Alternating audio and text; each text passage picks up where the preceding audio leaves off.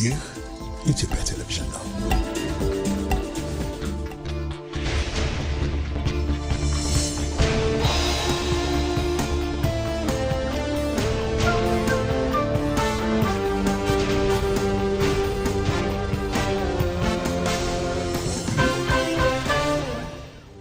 ኢቲቪ 57 ከኢትዮጵያ ቴሌቪዥን ከመረጃዎች ጋር ተመልሰናል። አሁንም ከኛ ጋር ስለሆናችሁ ከልብ እናመሰግናለን። ለእስልምና እምነት ተከታዮች በሙሉ መልካም የበዓል ምሽት እንዲሆንላችሁ ከወዲሁ እንመኛለን። የሰዓቱን ዜናዎችና ቀርብ አርዕስተ ዜናዎቹን በማስቀደም ይሆናል።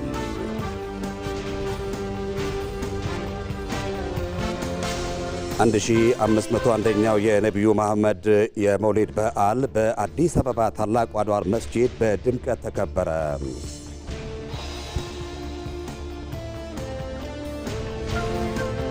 የአፍሪካ ቀጣይ የጤና ምዕራፍ ከጥገኝነት ይልቅ ባለቤትነት፣ ከተበታተነ አሰራር ይልቅ ውህደትና ከንግግር ይልቅ በተግባር የሚገለጽ መሆን እንዳለበት ፕሬዝዳንት ታዬ አጽቀሥላሴ አስገነዘቡ።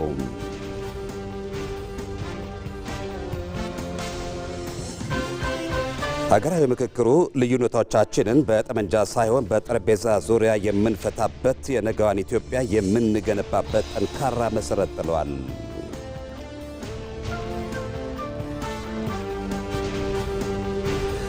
ግብፅ ከውጭና ከውስጥ አጥፊ ኃይሎች ጋር በኢትዮጵያ ሉዓላዊነት ላይ የምትጠነስሰው ሴራ በሕዝብና በመንግሥት ጽናት እየከሸፈ ነው። ከኢትዮጵያ ቴሌቪዥን ዋናው ስቱዲዮ ከዜናዎቹ ጋር ሰለሞን ጡ መልሳ ነኝ። አብራችሁን ቆዩ። የልዩ ዘመቻዎችስ በመላው አፍሪካ ሰላምና ብልጽግናን ለማረጋገጥ የሚተጋ ኃይል ነው። የቀድሞ የደቡብ አፍሪካን ፕሬዝደንት ኔልሰን ማንዴላን ያሰለጠነች ኢትዮጵያ፣ የዚምባብዌ መሪ የነበሩትን የሮበርት ሙጋቤ ፓርቲ ዛኑ ፒኤፍን የጦር ድጋፍ ያደረገች ኢትዮጵያ፣ የእርሷ ወታደራዊ አደረጃጀትና መጠናከር እንዲሁም መሰልጠን ለአፍሪካ ታላቅ ብስራት ነው። የልዩ ዘመቻዎች እዝ ኢትዮጵያ ደጋግማ እያስመረቀች ነው። ይህ ለቀጠናው ምን ትርጉም አለው? ለረብሹ አደሮችስ? ኢትዮ መልሕቅ ዛሬ ምሽት ከ3 ሰዓት ጀምሮ በኢትዮጵያ ቴሌቪዥን እና በኢቢሲ ዶት ስትሪም ላይ ጠብቁን። ኢትዮ መልሕቅ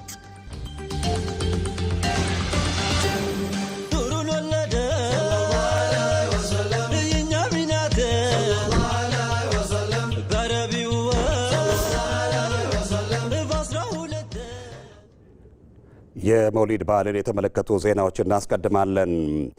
የ1501ኛው የነቢዩ ሙሐመድ የመውሊድ በዓል በአዲስ አበባ ታላቁ አንዋር መስጂድ በድምቀት ተከብሯል። የአከባበር ስነ ስርዓቱን በተንቀሳቃሽ ምስል አብረን እንከታተል።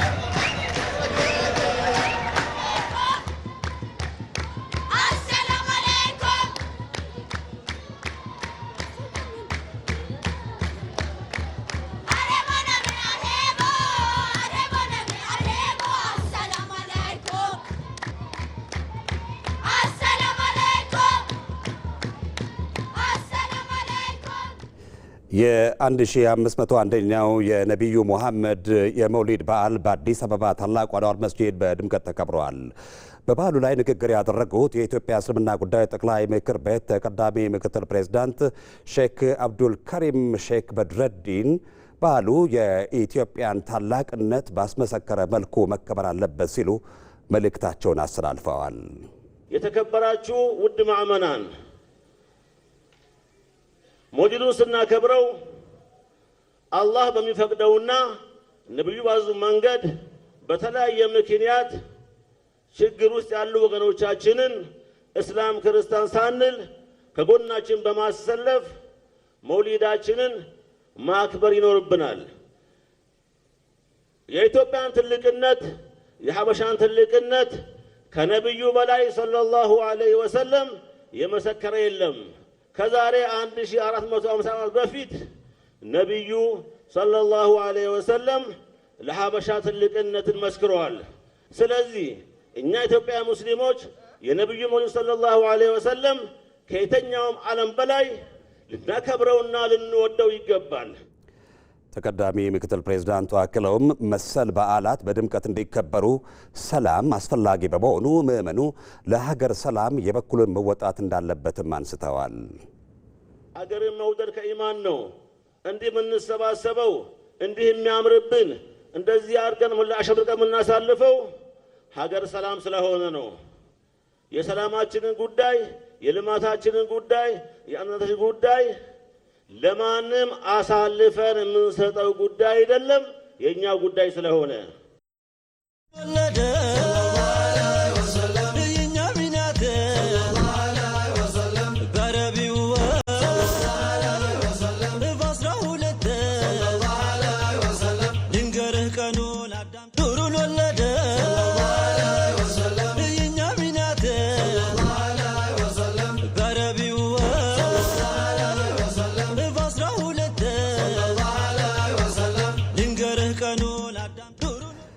ከኢትዮጵያ ቴሌቪዥን የሰዓቱ ዜናችን አሁንም እንደቀጠለ ነው። ምክክር በእስልምና አስተምህሮ ውስጥ ትልቅ ስፍራ የሚሰጠው አማኞችም ከቤተሰብ ጀምሮ ትልቅ ህዝባዊ ውሳኔዎችን የሚወስኑበት ሂደት ነው። በታላቁ ሀገራዊ ምክክር ላይ ሲሳተፉ የቆዩት የእስልምና መምህር የሆኑት ኡስታዝ በድሩ ሁሴንም በሁሉም ዘመን ያለው ትውልድ ጥያቄና ፍላጎት የተለያየ ቢሆንም መመካከርን እንደየአውዱ ጥቅም ላይ በመዋል ለህዝቦች አንድነትና መቀራረብ መዋል ይገባል ይላሉ። ዛራ መሐመድ ከኡስታዙ ጋር ቆይታ አድርጋም ተከታዩን ዘገባ አሰናድታለች። ከራስ አንደበት እንከታተል።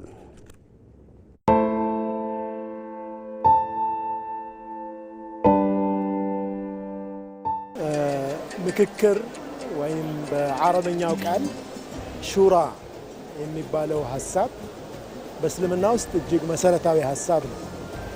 መሪዎች ከሚመሯቸው ህዝቦቻቸው ጋር መመካከር ይኖርባቸዋል።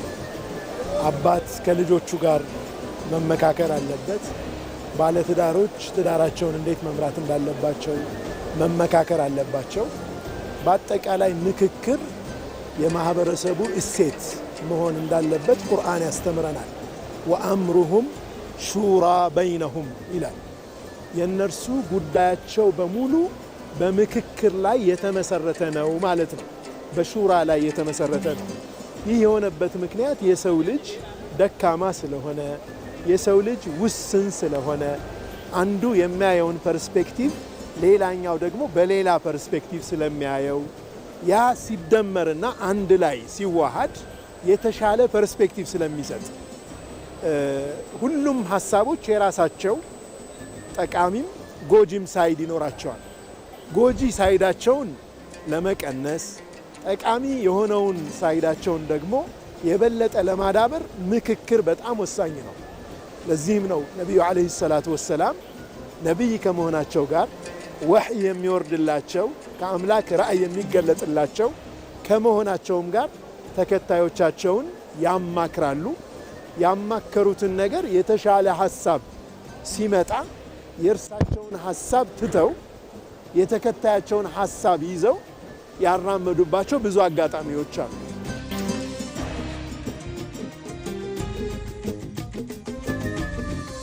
እስልምና ወአምሩሁም ሹራ በይነሁም በሚል ፕሪንሲፕል ነው የሚቆመው። ይህ የቁርአናዊ አስተምሮ ነው።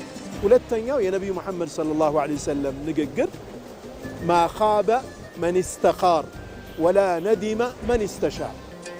ማ ኻበ መን ኢስተኻር ማለት አላህን 2 ረክዓ ሰግዶ አንድ ጉዳይ ላይ ከመወሰኑ በፊት የአላህን ምርጫ የለመነ ሰው አምላኬ ሆይ እኔ አላቅም የመጨረሻውን ጉዳይና አንተ ምረጥልኝ ብሎ አምላኩን የለመነ ሰውና ያማከረ ሰው ደግሞ አይቆጭም በውሳኔ። ምክክር ትልቁ ጥቅሙ እንዴ ይህንን ነገር ከማድረግ በፊት ምን ነው የሰዎችን ሐሳብ ሰምቼ በነበር ለምን ይህንን ሳልመካከር አደረኩት ብሎ አይቆጭም። አንድ ሰው አማክሮ ተመካክሮ በሚሆንበት ጊዜ የተሻለ ፐርስፔክቲቭ ያገኛል። ያማከራቸው ሰዎች ኦን ያደርጉለታል ያንን ሐሳብ፣ ምክንያቱም አዋጣዋል ሐሳብ። መጨረሻ ላይ ሲወሰን የሚሉትም ብለው የነሱም ሐሳብ ተካቶ ስለሚሆን ተከታዮቹም ሳቲስፋይድ ይሆናሉ፣ ለመሪያቸው ተመሪ ይሆናሉ። ምክክር በረከት አለው ከአላህ Subhanahu Wa Ta'ala የሚገኝ ትሩፋት አለው ማለት ነው። የምክክር ጉባኤው በራሱ ወንድሞችን አንዳንድ ሰዎችን እያልኳቸው ነበር። በዚህ ጉባኤ ውስጥ ትልቁ ጥቅም መነጋገር፣ መመካከር መጀመሩ። ይህ ከልቸር ትልቅ እሴት ነው። ሁሉም በራሱ ጥሩ ነገር እያሰበ ባለመነጋገሩ ምክንያት ብቻ የሌላኛውን ሐሳብ ባለማወቁ ምክንያት ብቻ ጸር ሆኖ ሊቆም ይችላል። ሲነጋገር ግን እንደዚህ ነው እንዳያሰብከው እኔም እኮ ይሄን ነበር ያሰብኩት፣ ኮምፕሊመንት ይደራረጋል፣ የተሻለ ሐሳብ ይመነጫል። መጪው ትውልድ ትልቁ የቤት ስራው አሁን የተጀመረውን የምክክር ሐሳብ እሴቱ አድርጎ መውሰድና ሀገር የሁሉም ነች፣ እችን የሁላችንም የሆነች ሀገር በመመካከር በመግባባት ላይ የተመሰረተ አካሄድ እንዴት እንምራት የሚለው የመጪው ትውልድም የቤት ስራ። ትውልድ ሁሌም ይቀያየራል፣ ኢንቫይሮንመንቱም ይቀየራል። ያ ትውልድ የሚኖርበትም ተጨባጭ የተለየ ነው የሚሆነው። ያ አይነት እሴት መቀጠል አለበት። በእያንዳንዱ ጉዳይ ይህን እንዲህ አድርጉ ብለን ልንመክራቸው አንችልም። ቫሊዩን ነው የምንነግራቸው። መመካከርን፣ ሹራን ማንም ይሁን ማን የየትኛውም እምነት ተከታይ ይሁን የየትኛውም ብሔር ይሁን እቺ ሀገር የሁሉም ነች። ቁጭ ብለው የመመካከርን ባህል ያዳብሩ።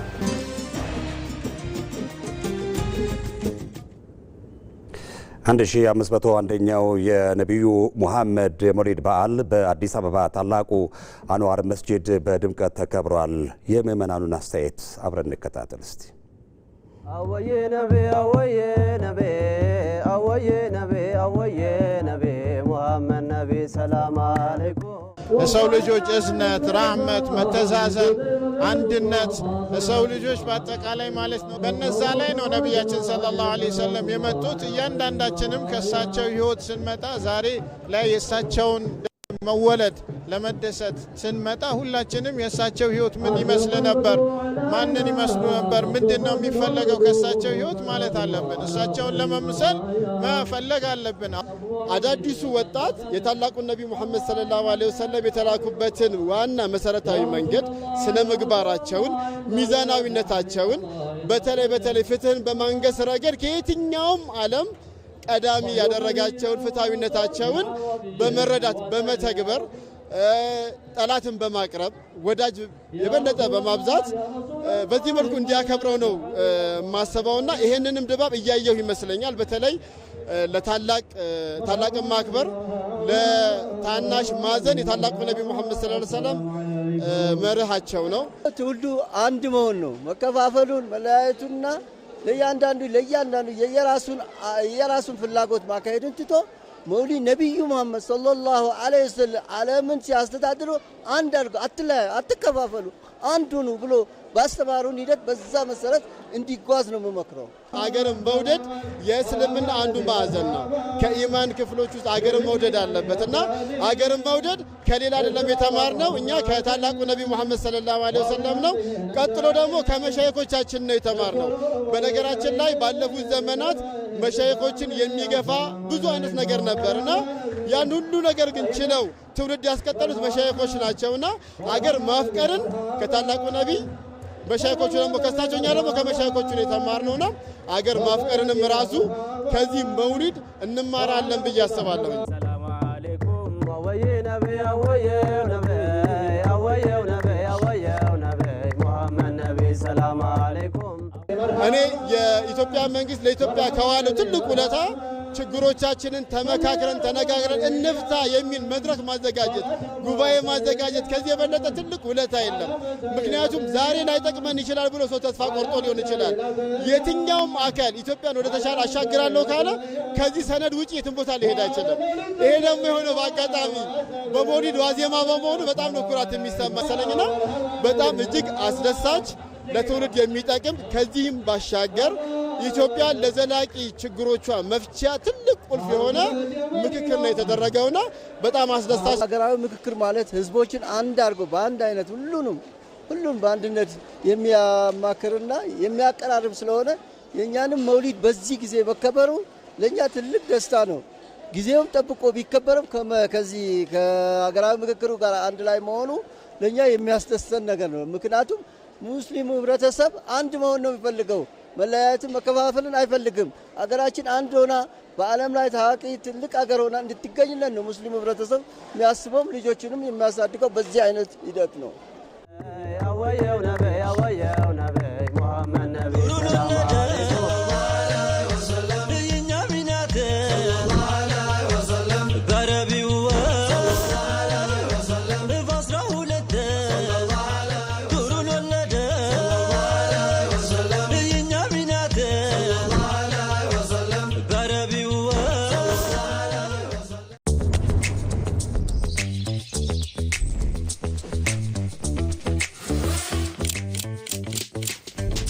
በረራዬን ከኢኮኖሚ ክላስ ወደ ቢዝነስ ክላስ ከፍ ማድረግ ያስቻለኝ ሲቪኢ ቪዛ ሼባ ማይልስ ካርድ መጠቀም ነው።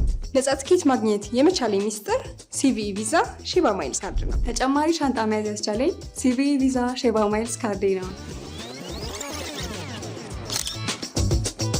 በውጭ ሀገራት ቆይታው በሲቪኢ ቪዛ ሼባ ማይልስ ዓለም አቀፍ የቅድመ ክፍያ ካርድ የሚፈጽሙት ክፍያ ተጨማሪ ማይሎችን የሚያስገኝሎት ሲሆን በሰበሰቡት የማይል መጠን ነፃ በረራን ጨምሮ ሌሎች ጥቅሞችን ማግኘት ይችላሉ።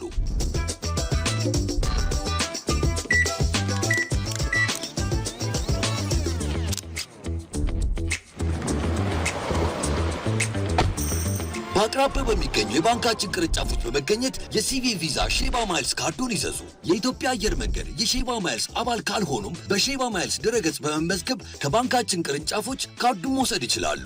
የኢትዮጵያ ንግድ ባንክ ሁሌም የሚተማመኑበት ባንክ። ኑሩን ወለደ የኛ ሚናት ኢቲቪ 57 ከኢትዮጵያ ቴሌቪዥን። አሁን ደግሞ ወደ ሌሎች ዜናዎቻችን ተሻግረናል። ሀገራዊ ምክክሩ ልዩነቶቻችንን በጠመንጃ ሳይሆን በጠረጴዛ ዙሪያ የምንፈታበት የነገዋን ኢትዮጵያ የምንገነባበት ጠንካራ መሰረት ነው። ይህ የምክክር ሂደት ሁሉንም ኢትዮጵያዊ አሸናፊ የሚያደርገው እንዴት ነው የሚለውን ሮዛ መኮንን ትነግረናለች። አሸናፊው ሁሉንም ይወስዳል፣ ተሸናፊው ደግሞ ወደ ጫካ ይገባል። ይህ አሮጌው የፖለቲካ ትርክታችን ነበር። ታዲያ ይህንን አስከፊ ትርክት ሰብሮ በኢትዮጵያ ምድር አዲስ ማህበራዊ ውል መጻፍ የሚቻለው እንዴት ይሆን? ይህንኑ ሀገራዊ ጥያቄ ለመመለስ ጠቅላይ ሚኒስትር አብይ አህመድ የሀገራዊ ምክክር ሂደቱ በይፋ በተጀመረበት ታሪካዊ የመክፈቻ ዕለት አንድ ትልቅ እውነትና ተስፋ አጋርተውናል። ሀገራዊ ምክክሩ ለኢትዮጵያ የቅንጦት ጉዳይ አይደለም፣ ይልቁንም መጻኢ ዕድላችንን የምንወስንበት የህልውናችን መሰረት ነው።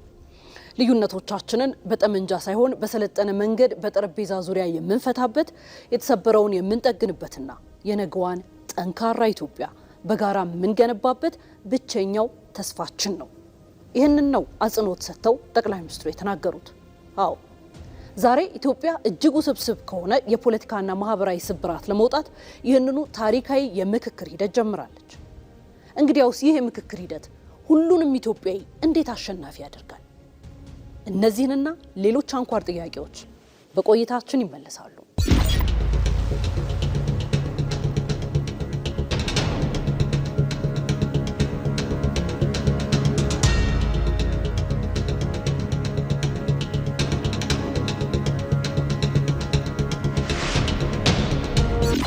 ኢትዮጵያ ለዘመናት ዘርፈ ብዙ በሆኑ የማንነት ጥያቄዎች፣ የፖለቲካ ችግሮችና ታሪካዊ ቅሬታዎች ውስጥ አልፋለች። የሀገራችን ታሪክ በአንድ በኩል የኩራትና የጀግንነት፣ በሌላ በኩል ደግሞ የጭቆናና የበደል አድርጎ የመሳል የሊቃን ትርክቶች አልታረቁም። በእርግጥ ልዩነቶች በራሳቸው የችግር ምንጭ አልነበሩም። ነገር ግን ልዩነቶችን የምናስተናግድበት ገለልተኛ ተቋም አለመገንባቱ፣ ፖለቲካዊ ጥያቄዎቻችንን በኃይል ለመፍታት መሞከራችን ሀገራችንን ለከፍተኛ መዋቅራዊ ስብራት ዳርጓት ኖሯል። ይህንን የታሪክ ማነቆ ለመስበር ነው እንግዲህ በአዋጅ ቁጥር 1265/2014 መሰረት የኢትዮጵያ ሀገራዊ ምክክር ኮሚሽን ተቋቁሞ ወደ ስራ የተገባው። ይህ ምክክር ሂደት ቀደም ሲል ከተሞከሩት የፖለቲካ ድርድሮች ወይም የስልጣን ክፍፍል ስምምነቶች በመሰረታዊነት ይለያል። በምን የሚል ጥያቄ ሊሰነዝሩ ትችላላችሁ? ምላሹን እንመልከት።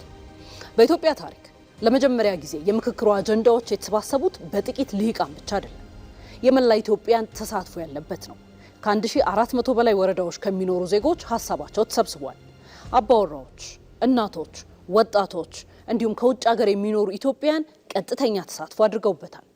ለምክክር የዋለው አጀንዳ የተሰባሰበው ሂደትም ከታች ወደ ላይ በተዘረጋ አሰራር ነው። ይህም ማለት መላው የሀገራችን ሕዝብ ሀሳብ ለመስጠት ሰፊ እድል አግኝቷል። ታዋቂው ጀርመናዊ ፈላስፋ ዩርገን ሃበርማስ የተግባቦት ድርጊት ወይም ኮሚኒኬቲቭ አክሽን በሚለው ጽንሰ ሀሳቡ እንዲህ ይላል። ዘላቂ ሀገራዊ ሰላም የሚገኘው በመንግስታዊ ተጽዕኖ ሳይሆን በዜጎች እኩልነት በሚመካከሩበት የጋራ የሀሳብ መድረክ መፈጠር ሲችል ነው ይላል። ይህ ምክክር ኮሚሽንም ይህንኑ ሳይንሳዊ እውነት ነው ወደ መሬት ያወረደው። 11ዱ ገለልተኛ ኮሚሽነሮች ከ150 ሺህ በላይ ተወካዮችን በማሳተፍ በሚሊዮን የሚቆጠሩ ድምጾች እንዲሰባሰቡ አድርገዋል ከዜጎች። በዚህ ታሪካዊ ሂደት 8 አንኳር አጀንዳዎች ነጥረው መወያያም ሆነዋል። የሀገር ግንባታ፣ የማንነት፣ የታሪክና የጋራ እሴቶች ጉዳይ፣ የመንግስት አደረጃጀትና ምርጫ፣ የፌዴራሊዝም ቅርጽ፣ የህገ መንግስትና የወሰን ማሻሻያዎች፣ የፌዴራል ከተሞች አስተዳደር፣ የአዲስ አበባና የድሬዳዋ ህጋዊ አቋም፣ ታሪካዊ ቅሬታዎችና እርቅ፣ የሃይማኖቶች እኩልነትና የአብሮ መኖር ጉዳዮች እንዲሁም የተቋማት ግንባታ፣ የፍትህ፣ የህግ የበላይነትና የሰብአዊ መብት ጉዳዮች፣ ማህበራዊና ኢኮኖሚያዊ ፍትህ፣ የመሬት ባለቤትነትና የሀብት ክፍፍል፣ መልካም አስተዳደር፣ ሙስናን መከላከልና ስርዓት ግንባታ፣ ከዛም ባሻገር ዘላቂ ሰላም ግንባታ ላይም እንደዚሁ የግጭት አፈታትና የሽግግር ፍትህ 8ቱ ዋና አጀንዳዎች ሆነው ለውይይት የቀረቡ ናቸው። እስቲ ቆም ብለን እንመልከት። ከሁሉም የሀገራችን ማዕዘናት የመጡ በባህላዊና ዘመናዊ አልባሳት ያሸበረቁ 4000 ህዝብ ተወካዮች በአንድ ጣሪያ ስር ተሰብስበው ሲመክሩ ማየት እንዴት ልብ ይነካል። ለ46 ተከታታይ ቀናትስ በአዲስ አበባ የተካሄደው ምክክር በኢትዮጵያ ታሪክ ትልቁ የውይይት ምዕራፍ መሆኑን ልብ ይለዋል። ከነዚህ ውይይቶች ወደ 400 የሚጠጉ መዋቅራዊና ህገ መንግስታዊ ማሻሻያዎችን የሚጠይቁ የውሳኔ ሀሳቦች ቀርበዋል። ከቱኒዚያ እስከ ደቡብ አፍሪካ፣ ከኬንያ እስከ ኮሎምቢያ ሀገራዊ ምክክሮች ተካሂደዋል። ታዲያ ኢትዮጵያን ልዩ የሚያደርገው ምንድን ነው? ልዩነቱ ኢትዮጵያ የውጭ አጀንዳዎችን ከማስመጣት ይልቅ ዘመናዊውን የዲሞክራሲ ስርዓት ከሀገር በቀል እሴቶቿ ጋር ማዋሃዷ ነው። የኦሮሞ ጃርሱማ፣ የጉራጌ ጆካሸንጎ፣ የሲዳማው ሶንጎ፣ የወላይታው ኦማ፣ የአፋሩ መደአ፣ የሶማሌው ሄርና ሌሎችም የሀገራችን የሰላም እሴቶች የውይይቱ መሰረት ሆነዋል። በተጨማሪም ከአውሮፓ እስከ አሜሪካ፣ ከአፍሪካ እስከ እስያ ያሉ ዓለም አቀፋዊ ተሞክሮዎችን ያካተተ የኢትዮጵያ ሞዴል ነው። የቀድሞ የናይጄሪያው ፕሬዝዳንትና የአፍሪካ ህብረት ከፍተኛ ተወካይ ኦሉሴጉን ኦባሳንጆ እንዲህ ያሉት፣ ኢትዮጵያ ያካሄደችው ሀገራዊ ምክክር አፍሪካዊ መፍትሄ ለአፍሪካዊ ችግሮች፣ አፍሪካን ሶሉሽን ቱ አፍሪካንስ ፕሮብሌምስ የሚለውን መርህ በተግባር ያረጋገጠ ነው። የውጭ ጣልቃ ገብነት ሳይኖር ህዝቡ በራሱ ተቋም ተፎካካሪ ሀሳቦችን ማስተናገድ መቻሉ ለመላው አፍሪካ ትልቅ ሞዴል ነው በማለት ነው የገለጹት። ማጠቃለያ መርሃ ግብሩ ላይ ምክክር ይጀመራል እንጂ በማግስቱ ያልቅም ያሉት የሀገራዊ ምክክር ዋና ኮሚሽነር ፕሮፌሰር መስፍን አርአያ ኢትዮጵያ ሁሌም አሸናፊ የምትሆነው በምክክር እንጂ በጠመንጃ አይደለም በማለትም ደምድመዋል። በሀገራችን ታሪክ በኃይል የተሄደባቸው መንገዶች ያተረፉልን ውድመት ብቻ ነበሩ። ዛሬ ግን ያ ታሪክ ተቀይሯል። የውይይት ባህል ያሸነፈበት፣ የጠመንጃ ቋንቋ የተሸነፈበት አዲስ የኢትዮጵያ ታሪክ በይፋ ተጀምሯል። ክቡራትና ክቡራን፣ የኢትዮጵያ ሀገራዊ ምክክር የተሰበረውን ድልድይ ጠግነን በጋራ እንድንሻገርበት የተዘረጋልን ብቸኛ የሰላም ድልድይ ነው። 4000 ተወካዮች ለ46 ቀናት ያደረጉት ታሪካዊ ምክክር የዚህ አዲስ ድልድይ ጠንካራ መሰረት ነው። አሁን የቀረው ትልቁ የቤት ስራ እነዚህን ከ99 በመቶ በላይ የተግባባንባቸውን የውሳኔ ሀሳቦች ወደ መሬት አውርደው የነገዋን ጠንካራ ኢትዮጵያ በጋራ መገንባት ነው። አዎ አሸናፊው ሁሉንም ይወስዳል የሚለው አሮጌ ትርክት አብቅቶ ሁሉም ኢትዮጵያዊ አሸናፊ የሚሆንባት አዲስ የሀገር ግንባታ በይፋ ተጀምሯል። የአፍሪካ ቀጣዩ የጤና ምዕራፍ ከጥገኝነት ይልቅ በባለቤትነት ከተበታተነ አሰራር ይልቅ ውህደትና ከንግግር ይልቅ በተግባር የሚገለጽ መሆን እንዳለበት ፕሬዝዳንት ታዬ አጽቀሥላሴ ያስገነዘቡም። በኢትዮጵያ አስተናጋጅነት በአዲስ አበባ የሚካሄደውን የአፍሪካን የጤና መጻኢ ዕድል የሚወስነው 76ኛው የዓለም ጤና ድርጅት የአፍሪካ ቀጠናዊ ኮሚቴ ስብሰባ በይፋ ተከፍቷል። ብሩክ ተስፋዬ ተጨማሪውን ያቀርበዋል።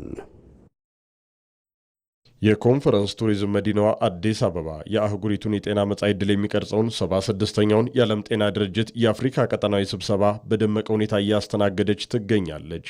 የጤና ሉዓላዊነትን ለማረጋገጥ ሁለንተናዊ ጥረት እያደረገች ያለችው ኢትዮጵያ በዘርፉ ያበበውን በጎ ተሞክሮ ለአፍሪካውያን ሀገራትና ለዓለም አቀፍ ተቋማት በጋራ መድረክ ላይ እያካፈለች ነው። ጉባኤውን በይፋ የከፈቱት ፕሬዝደንት ታዬ አጽቀሥላሴ አፍሪካ ከባዕዳን የፋይናንስ ጥገኝነት ተላቃ ወደ ዘላቂ ሀገራዊ የገንዘብ ምንጭ መሸጋገር እንዳለባት አጽንኦት ሰጥተዋል። We must not simply adapt to reforms designed elsewhere. Africa must be able to shape its own agendas by her own. በሌላ ቦታ የተቀረጹ ሪፎርሞችን ዝም ብለን መቀበል የለብንም። አፍሪካ የራሷን አጀንዳዎች በራሷ ልትቀርጻቸው ይገባል። ከኬፕ ታውን እስከ ካይሮ፣ ከዳካር እስከ ጅቡቲ፣ ከናይሮቢ እስከ ራባት፣ ከማላምቦ እስከ ሞሪሼስ እና በሁሉም አፍሪካ የህዝባችንን ጤናና ደህንነት የመጠበቅ አቅምና ፍላጎት አለን። ለዚህ ደግሞ ልንከተላቸው ከሚገቡ አጀንዳዎች መካከል የመጀመሪያው በፋይናንስ ራስን መቻልን ማረጋገጥ ነው። አፍሪካ ከውጭ ጥገኝነት ወደ ተገመተ ሀገራዊ የፋይናንስ ሞዴሎች በመሸጋገር በሀገር ውስጥ በጤና ላይ የሚደረገውን ህዝባዊ ኢንቨስትመንት ደረጃ በደረጃ ማሳደግ አለባት። የሀገር ውስጥ ምርትን የማፋጠን አስቸኳይ አስፈላጊነት ደግሞ ሌላኛው ነው። የጤና ደህንነት የራሳችንን መድኃኒቶች፣ ክትባቶችና የህክምና መመርመሪያዎችን እንድናመርት ይጠይቀናል። የአፍሪቃ ነጻ የንግድ ቀጠናን የህግ ማቀፎችን ማስማማትና ለአፍሪቃ የጤና ምርቶች ጠንካራ የአፍሪቃ ገበያ መገንባት እንችላለን። ፕሬዝደንቱ አክለውም ኢትዮጵያ እንደምንጊዜም ለአፍሪካ ሀገራት ጥንካሬና እድገት የምታደርገው አሁንም ቢሆን የጸናና የማይወላውል መሆኑን አረጋግጠዋል። Africa's next health chapter must be defined by ownership over dependency. የአፍሪካ ቀጣዩ የጤና ምዕራፍ ከጥገኝነት ይልቅ ባለቤትነት፣ ከተበታተነ አሰራር ይልቅ ውህደት፣ ከወሬ ይልቅ በተግባራዊ እርምጃ የሚገለጽ መሆን አለበት። ኢትዮጵያ በሀገራዊ ኢንቨስትመንት በክልላዊ ትብብርና ለአህጉራዊ ተቋሞቻችን ባላት ያልተቋረጠ ድጋፍ የበኩሏን ሚና ለመጫወት ሙሉ በሙሉ ተዘጋጅታለች። የጤና ሚኒስትሯ ዶክተር መቅደስ ዳባ በበኩላቸው ኢትዮጵያ በጤናው ዘርፍ ያስመዘገበቻቸው ውጤቶች የመደመር እይታ ለዜጎች ጤናና ደህንነት የሰጠውን ከፍተኛ ትኩረት ማሳያ መሆናቸውን በማሳያ አብራርተዋል። ውጤቱ በግልጽ እየተናገረ ነው። የእናቶች ሞት በ2000 እንደ አውሮፓውያኑ አቆጣጠር ከነበረበት ከ100 ሺህ በህይወት ከሚወለዱ ህጻናት 871 ሞት በ2024-25 በተደረገ ጥናት ወደ 141 ቀንሷል። የመጀመሪያ ደረጃ ጤና ክብካቤ አሃድ ሽፋን ከ64 በመቶ ወደ 86.3 በመቶ አድጓል። የጤና ባለሙያዎቻችን ብዛትም ከ212185 ወደ 325000 በላይ አድጓል። እነዚህ የወረቀት ቁጥሮች ብቻ አይደሉም። እነዚህ በወሊድ ወቅት የእናቶችን ህይወት መታደግ፣ 5ኛ ዓመት ልደታቸውን ለማክበር የሚበቁ ህፃናትን የህክምና አገልግሎት የሚያገኙ ማህበረሰቦችንና ህዝባችንን በየቀኑ የሚያገለግሉ የጤና ባለሙያዎችን ይወክላሉ። ዘላቂና ጠንካራ የጤና ስርዓቶችን መገንባት ብቻውን በቂ አይደለም። የጤና ስርዓት በፋይናንስ በኩልም ዘላቂ መሆን አለበት። የማህበረሰብ አቀፍ የጤና መድህን አሁን በሀገር አቀፍ ደረጃ 91 በመቶ ወረዳዎች ላይ መድረስ ተችሏል። ከ69 ሚሊዮን በላይ ዜጎች የማህበረሰብ አቀፍ ጤና መድህን ተጠቃሚ ሆነዋል። በኢትዮጵያ በሀገር ውስጥ የሚመረቱ መድኃኒቶችና የጤና ምርቶች የሀገር ውስጥ ገበያ ድርሻ ከ8 በመቶ ወደ 44 በመቶ አድጓል። የኢትዮጵያ ምግብና መድኃኒት ባለስልጣን የዓለም የጤና ድርጅት ደረጃ 3 በመድኃኒት ቁጥጥር ዘርፍ አግኝቷል። ለእኛ ምርትን በሀገር ውስጥ ማሳደግ የኢንዱስትሪ ፖሊሲ ብቻ አይደለም፣ የጤና ደህንነት ስትራቴጂ ነው። የኢትዮጵያ የጤና ዘርፍ ስኬት የአህጉራዊ ትብብርን ትርጉም የሚያጎላና ቁርጠኛ አመራር ውጤታማነትን የሚያስመሰክር መሆኑን የዓለም ጤና ድርጅት የአፍሪካ ዳይሬክተር ፕሮፌሰር መሐመድ ጃናቢ መስክረዋል። በአፍሪካ የዲፕሎማሲ መዲናና የአፍሪካ ህብረት መኖሪያ በሆነችው አዲስ አበባ መገኘታችን የበርካታ ትውልድ የአፍሪካ መሪዎች የተሰባሰቡባት ወንድማማችነትን ያጠናከሩባትና የአህጉራችን መጻኢ ዕድል የቀረጹባት በመሆኗ እጅግ ተገቢ ያደርገዋል። በተጨማሪም ኢትዮጵያ በዚህ ዓመት መጀመሪያ ላይ ለመጀመሪያ ጊዜ የተከሰተውን ማርበርግ ቫይረስ በስኬት በመቆጣጠሯ እንዲሁም በማህፀን ጫፍ ካንሰር መከላከልና ምርመራ ያሳየችውን ተከታታይ እድገት እናደንቃለን። እነዚህ ስኬቶች መሪነት፣ ሳይንስ፣ ዝግጁነትና ማህበረሰብ ለአንድ ውጥን ግብ ሲተባበሩ ምን ማድረግ እንደሚቻል የሚያሳዩ ናቸው። በአዲስ አበባ እየተካሄደ የሚገኘው ይህ ጉባኤ የጤና ሉዓላዊነቷን እያረጋገጠች ያለችውን ኢትዮጵያ ስኬት ለአህጉሪቱ ማሳያ ከማድረጉም በላይ አፍሪካ በራሷ አቅም የምትቆምበትን አዲስ የጤና መጻኢ ዕድል መንገድ የሚቀይስም ነው። በተያያዘ ኢትዮጵያ እየገነባችው ያለው የጤና ስርዓት ለምስራቅ አፍሪካ ቀጠናም ሆነ ለአህጉሪቱ በጤናው ዘርፍ የኢትዮጵያን የመሪነት ሚና የሚያልቅ ነው። 76ኛው የዓለም ጤና ድርጅት የአፍሪካ ቀጠና ስብሰባ በኢትዮጵያ አስተናጋጅነት መካሄዱ ኢትዮጵያ የጤና ሉዓላዊነትን ለማስጠበቅ እየሰራቻቸው ያሉ በውጤት የሚለኩ ስራዎችን በተሞክሮነት እንድታቀርብ ያስችላታል። ብሩክ ተስፋዬ ከጤና ሚኒስትር ዶክተር መቅደስ ዳባ ጋር ተከታዩን ቆይታ አድርጓል። የጤና ሚኒስትር ዶክተር መቅደስ ዳባ ለቃለ መጠይቅ ፈቃደኛ ስለሆኑልኝ እጅግ አድርጌ አመሰግናለሁ። እኔም እጅግ አድርጌ አመሰግናለሁ። 76ኛው የዓለም ጤና ድርጅት የአፍሪካ ቀጠናዊ ስብሰባ በኢትዮጵያ በአዲስ አበባ መካሄዱ ምን አንድምታ አለው? አያይዘውም ይህ ለኢትዮጵያ ምን አበርክቶ እንዳለው ያንሱልን። ለኢትዮጵያ በጣም ትልቅ ፋይዳ ነው ያለው። በተለይ ደግሞ ስንመለከት በባለፉት ዓመታት በየ10 ዓመቱ በሚገርም ሁኔታ ነው እንዳጋጣሚ ነው ይሄ ሆነው ግን ብዙ ሀገሮች ይወዳደራሉ በዚህ ጉባኤ ላይ እናድርግ ብለው እንግዲህ በባለፉት 10 ዓመታት አድርገን አናቅም ነበር። ስለዚህ ለመጀመሪያ ጊዜ ነው እንጂ እንግዲህ በመደመር መንግስት ይህንን ጉባኤ እዚህ እያደረግን ያለ ነው። ስለዚህ ኢትዮጵያ ውስጥ እየተሰሩ ያሉ በተለይ ከኮቪድ በኋላ በቅርብ ጊዜም ደግሞ ማርበርግን ከህዝባችን ጋር ሆነን በጋራ የተከላከልንበት ያከምንበት ጊዜ ላይ ነው ያለ ነው። እዚሁ ደግሞ አሁን በምንነጋገርበት ጊዜ አህጉራችን ላይ የኢቦላ ወረርሽኝ ተከስቷል። ስለዚህ በዚህ ጊዜ ኢትዮጵያ ምን እያደረገች ነው፣ ከዚህ በፊት ከነበሩ ልምዶቿ አልቃ እየሰራች ያለችው ነገር ምንድን ነው የሚለውን በጋራ ለማየት እድል ይሰጠናል። በተለይ ደግሞ ከ1000 በላይ የሚሆኑ እንግዶች በመጀመሪያው ቀን ራሱ ገብተዋል። ከ40 በላይ የሚሆኑ ሚኒስትሮችም ገብተዋል፣ የጤና ሚኒስትሮች። ያ ደግሞ ምን ያደርግልናል? አንደኛ በቀጥታ በቱሪዝሙም ላይ የራሱ የሆነ ጥቅምና ፋይዳ አለው።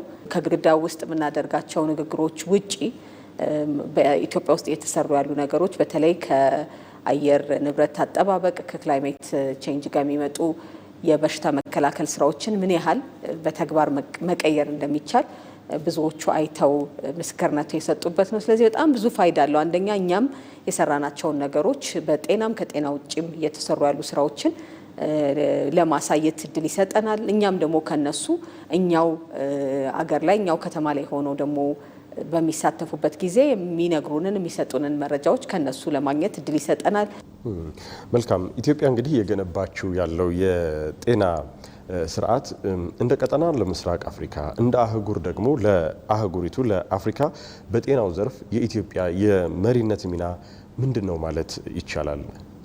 የጤና ዲፕሎማሲ ላይ ኢትዮጵያ በጣም ትልቅ ሚና ነው የምትጫወተው። እንግዲህ በዓለም ጤና ድርጅት ብቻ ብንመለከት እንኳን ከኮቪድ በኋላ ትልልቅ አጀንዳዎች ተነስተው ነበረ። አንደኛው እንግዲህ የኢንተርናሽናል ሄልዝ ሬጉሌሽን ነው የምንለው የዓለም አቀፍ የጤና የህግ ማዕቀፉ ምን ይምሰል የሚል ትልቅ ውይይት ይደረግ ነበረ። እንግዲህ እዛ ላይ የአፍሪካ ሀገሮችን በማስተባበር የአፍሪካን ድምጽ ይዛ ታስተባበር የነበረችው ኢትዮጵያ ናት።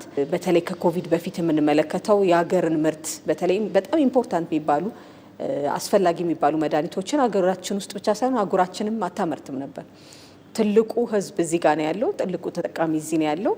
ነገር ግን በጣም በሌሎች አገሮችና በኢምፖርት ዲፔንድ አድርገን ነበር የምንኖረው። ስለዚህ ይሄንን ከመቀየር አንጻር ኢትዮጵያ ቀጥታ ድምጽ በመሆን ለአህጉራችን ለዚህ ለምስራቅ አፍሪካ ብቻ ሳይሆን በአጠቃላይ ለአህጉራችን ከኮቪድ በኋላ ምን እንማር፣ ትክክለኛ ስራዎቻችንስ ምን ይሆኑን በሚል አንድ ትልቅ ሚና ተጫውታለች።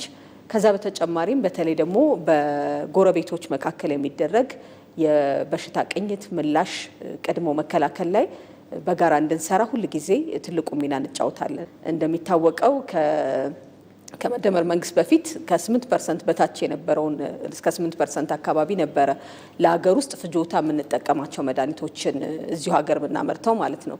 ከዚህ ምሳሌ ትምህርት በመውሰድ ግን ለአህጉሩም ምሳሌ በመሆን አሁን ከ44% በላይ የሆነውን ራሳችን አምርተን እዚሁ መጠቀም ጀምረናል። የኢትዮጵያ መድኃኒት አቅርቦት አገልግሎታችን በዚህ በባለፈው ሳምንት ውስጥም በአፍሪካ የዚህ የመድኃኒት አቅርቦት አገልግሎት የጎልድ ሽልማቱን አግኝቷል። እንዲሁም ደግሞ ለአፍሪካ ሌላ በጣም የምንጨምረው እየሰራንም ያለ ነው የዲጂታል ጤና ላይ ነው።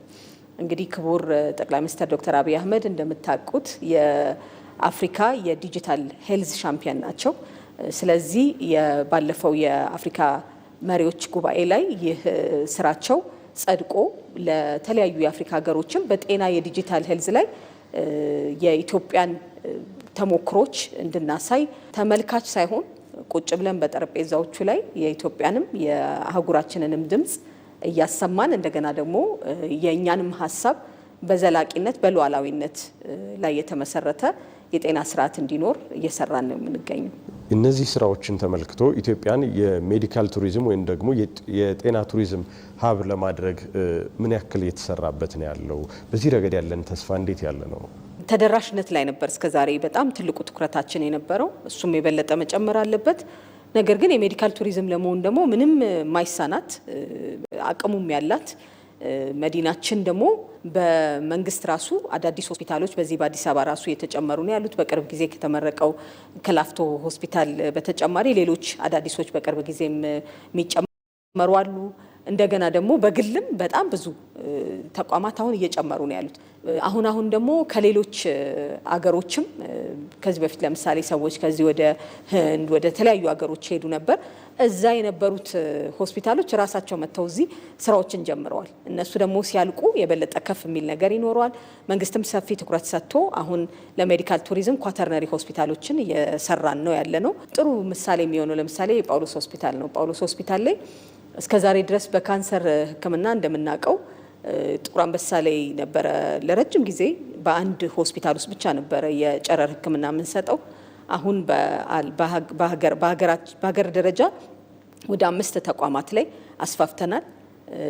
የበለጠ መጨመር ያስፈልጋል። በቅዱስ ጳውሎስ ያለው ሴንተራችን ሙሉ ሲሟላለት እሱ ብቻውን 5 ይኖረዋል። እሱ ብቻውን ማለት ነው። አንዱ ኤግዛምፕል እንዲሆን ነው። ሌሎች እንግዲህ በተለይ የንቅለ ተከላ የተለያዩ የልብ ህክምና ብዙ ነገሮችን የማስፋፋት ስራ በጣም በሰፊው የተሰራ ነው። ስታንዳርዶች ሆስፒታሎቹ ከፍ እያሉ ሲመጡ ባለሙያዎቻችንን ለኢንተርናሽናል ስታንዳርድ በሚሆኑበት ደረጃ ባለሙያዎችን የማሰልጠንም ስራ በጋራ አብሮ እያስኬድን ያለ ነው። ስለዚህ የሜዲካል ቱሪዝም ሀብ የመሆን ስራችን ተጠናክሮ የሚቀጥል የትልቅ የትኩረት አቅጣጫችንም እንደሆነ በዚሁ መግለጽ እፈልጋለሁ። እንደ ማጠቃለያ ይህ እንግዲህ 76ኛው የዓለም ጤና ድርጅት የአፍሪካ ቀጠና ስብሰባ ማደማደሚያ ወይም ደግሞ ከዚህ ጉባኤ ምን ውጤት ይጠበቃል ማለት እንችላለን? ከዚህ ጉባኤ የምንጠብቀው አንደኛ አህጉራችን በጋራ ሆና የጋራ ድምጽ የምታወጣበት የጋራ የምንሰራባቸውን ነገሮች የምናስቀምጥበት ነው። ቅድም ባልኳቸው ነገሮች ሁሉ ላይ በጋራ ተባብረን አንድ እጅ ብቻውን አያጨበጭብም። በጋራ ሆነን ስንሰራ ግን ትክክለኛ የአፍሪካን ጥያቄዎች በሁሉም መድረክ ላይ ለማውጣት ያግዘናል። ስለዚህ ባልናቸው ነገሮች ላይ ሁሉ በሽታን በመከላከል አክሞ በማዳን ፖሊሲያችን ላይ በጤና ሴክተር እንዳስቀመጥ ነው ከሁሉም ጋር ተባብረን የምንሰራበትን ነገር የምንጨምርበት ይሆናል። ስለዚህ ከዚህ የጀመረ የሚቀጥለው ጉባኤ እስኪደረግ ድረስ በአፍሪካ ያሉትን የጤና አጀንዳዎች በጋራ የምትይዝ የምታቀርብ የምትመራም ስለሚሆን ይሄንን እድል በመጠቀም የእኛንም የአህጉራችንንም በጤናው ዘርፍ የሚያስፈልጉትን ነገሮች እያቀረብን የሀሳብ መስጠት ብቻ ሳይሆን ተጠቃሚ መሆን ያለብንን ነገሮች አስጠብቀንበት የምንወጣ ይሆናል ማለት ነው። የጤና ሚኒስትር ዶክተር መቅደስ ዳባ ስለ ጊዜዎት እጅግ አድርጌ አመሰግናለሁ። እኔም እጅግ አድርጌ አመሰግናለሁ። በቀጥተኛ ወታደራዊ አቅም ኢትዮጵያን ማሸነፍ አዳጋች መሆኑን የተረዳችውና ፍላጎቷን በቅኝ ግዛት ውሎች ለመጫን የምትሞክረው ግብጽ ከሀገር ውስጥ ጽንፈኞችና አሸባሪዎች ጋር በመተባበር የሀገሪቱን እድገት ለመሸርሸር ትጥራለች።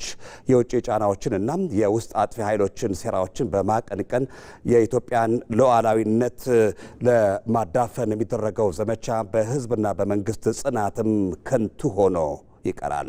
መሐሙድ አልቃድር ዝረዛለሁ። ኢትዮጵያን መጉዳት የሚፈልጉ ኃይሎች አሉ። ገንዘብ ፋይናንስ ያደርጋሉ።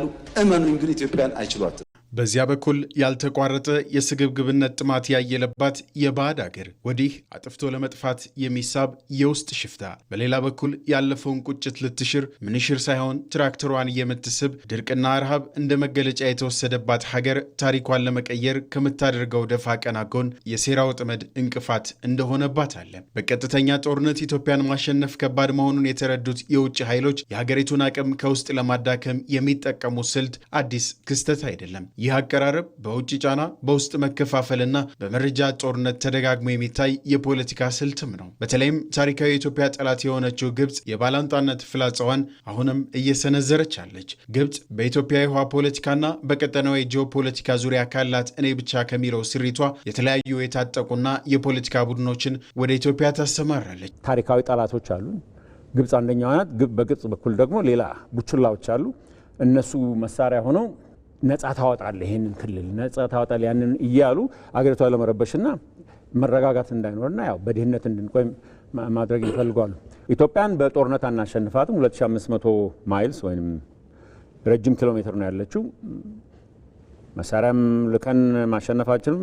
ስለዚህ ውስጥ አበጣብጠን ያለውን ቅራኔ ከፍ በማድረግና በማናከስ በማባላት ህዝቡን አዳክመን ልናሸንፋት እንችላለን የሚል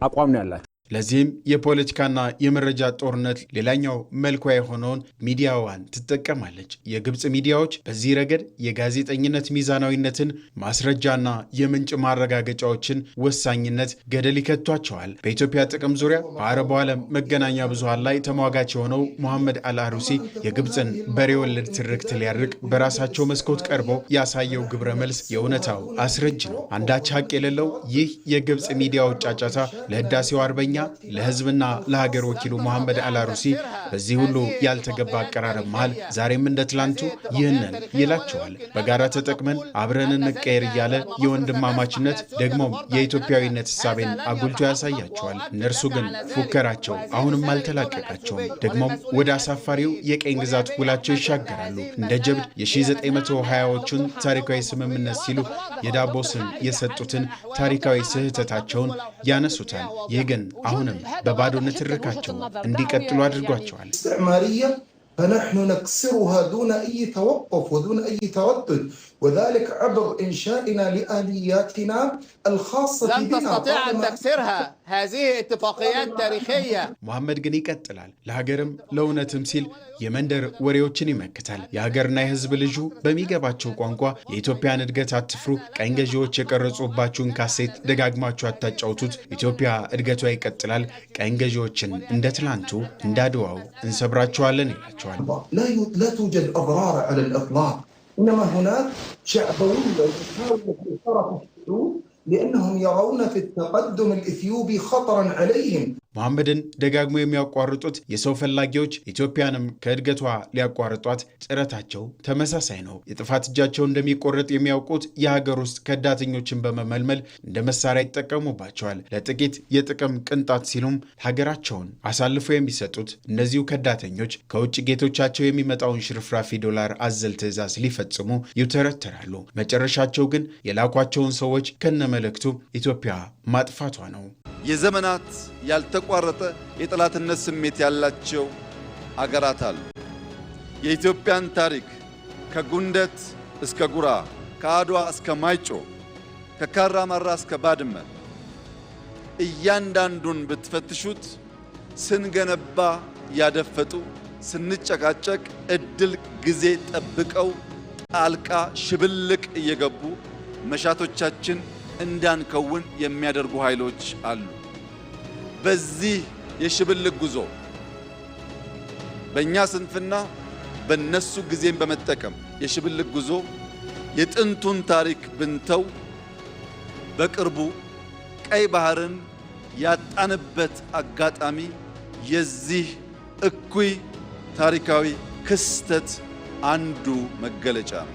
በፈጸማቸው የፖለቲካና የጦርነት ውድቀቶች አከርካሪው የተሰበረው ህገ ወጡ ህወሓት በጣር ላይ ሆኖ የጥፋት ሴራውን ያስተባብራል። የሀገር ውስጦቹ የጥፋት ማሽኖች ምንም እንኳን የኢትዮጵያን ህዝብ የሚጠቅም ሆነ ሀገርን የሚገነባ የጋራ ራዕይ ባይኖራቸውም ኢትዮጵያን ማዳከምና ማተራመስን የጋራ የተንጋደደ ዓላማቸው አድርገው ሀገርን የማፍረስ አጀንዳ ላይ ፈርመው የውጭ ጠላቶችን ያገለግላሉ።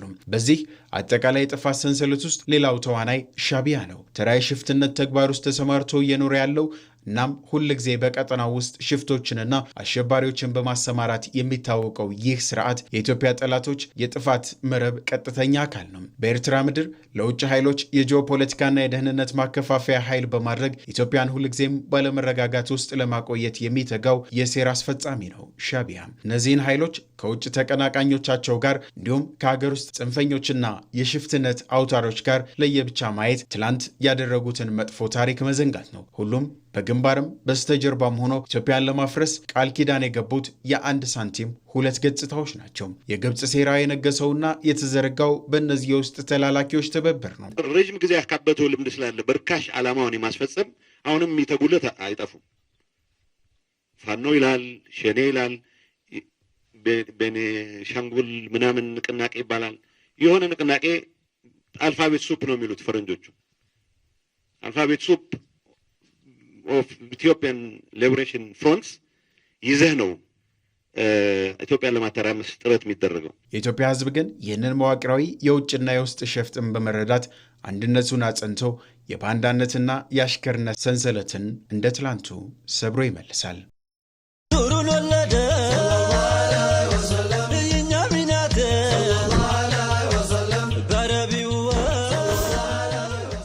በሦስተኛው ረቢዕ አልአዋል ወር የታላቁ ነቢይ መውሊድ ሲከበር የነቢዩ መልካም ተግባር ይገለጻል። ማካፈልና መረዳዳት ይነግሳል። በመዘያየርና በመጠያየቅ በዓሉ በአብሮነት ይደምቃል። እንኳን ለመውሊድ በዓል አደረሳችሁ። በዘመነ ቴክኖሎጂ ምቹ አሰራር ዘርግተን ሁሌም ከርሶ ጋር ነን።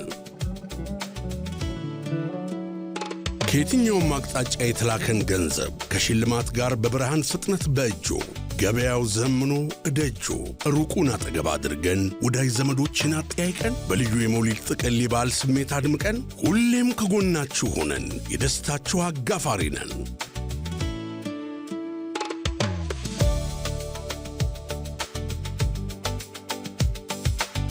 በመውሊድ ተምሳሌትና አስተምህሮት በልባዊ መተሳሰብና መረዳዳት መልካም በዓል ይሁንላችሁ። ኢትዮ ቴሌኮም።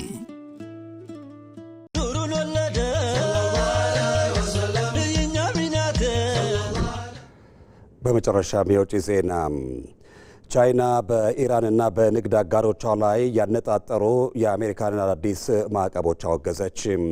አሜሪካ በመካከለኛው ምስራቅ ያለውን ግጭት ለማስቆም ከወታደራዊ እርምጃ ይልቅ ወደ ኢኮኖሚ ማዕቀብ ያደረገችው የፖሊሲ ለውጥ አካል ሲሆን በኢራን ላይ የጣለችውን የኢኮኖሚ ጫና ቻይና እንድትደግፍና ከጎኗ እንድትቆም ጥሪ አቅርባላት ነበር። የቻይና ውጭ ጉዳይ ሚኒስቴር ግን ማዕቀብና ጫና የአሜሪካና ኢራን ግጭትን እንደማይፈታ በመግለጽ ዋሽንግተን በኢራን ላይ የምታደርገውን ዘመቻ ቻይና እንደማትቀበለው አስታውቋል። የአሜሪካን ኢኮኖሚያዊ ማዕቀብ በዓለም አቀፍ ሕግ መሰረት የሌላቸውና የአንድ ወገን ማዕቀቦች ናቸው በሚል ቻይና አጥብቃ እንደምትቃወም የውጭ ጉዳይ ሚኒስቴር ቃል አቀባይ ሊን ጂያን ገልጸዋል። ቤጂንግ የራሷን ሕጋዊ መብቶችና ጥቅሞቿን በጽናት ለማስጠበቅ አስፈላጊ የሆኑ እርምጃዎችን ሁሉ ትወስዳለች በማለትም አስጠንቅቀዋል። የአሜሪካ አካሄድ በኢራን የፋይናንስና የንግድ ግንኙነቶች ላይ ከፍተኛ ጫና ለመፍጠር የታለመ ቢሆንም የቻይና መንግስት ግን ይህን አካሄድ ዓለም አቀፍ የንግድ ስርዓቱን የሚረብሽና ግጭትን የሚያባብስ እንጂ መፍትሄ እንደማያመጣ በመግለጽ ነው ተቃውሞውን ያሰማው። ይህ የቤጂንግ ምላሽ የአሜሪካ ግምጃ ቤት ሚኒስትር ስኮት ቤሰንት ሰሞኑን አዳዲስ ማዕቀቦችን ይፋ ካደረጉ በኋላ ሲሆን ሚኒስትሩ ከኢራን ጋር የፋይናንስ ትብብር የሚያደርግ ማንኛውም ሀገር ከዓለም አቀፍ የፋይናንስ ስርዓት እንደሚገለል አስጠንቅቀው ነበር። ዘገባው የቢቢሲ ነው። ኢቲቪ 57 ከኢትዮጵያ ቴሌቪዥን ለሰዓት የተዘጋጁ ዜናዎቻችን እነዚሁ ናቸው። ሁሌም ከኛ ጋር ስለሆናችሁ ከልብ እናመሰግናለን። ለእስልምና እምነት ተከታዮች በሙሉ መልካም የበዓል ምሽት እንመኛለን። ሰለሞን ጥሩ መልሳን ዜናዎችን በመምራት ቆየው። በያላችሁበት ጤና ይስጥልን።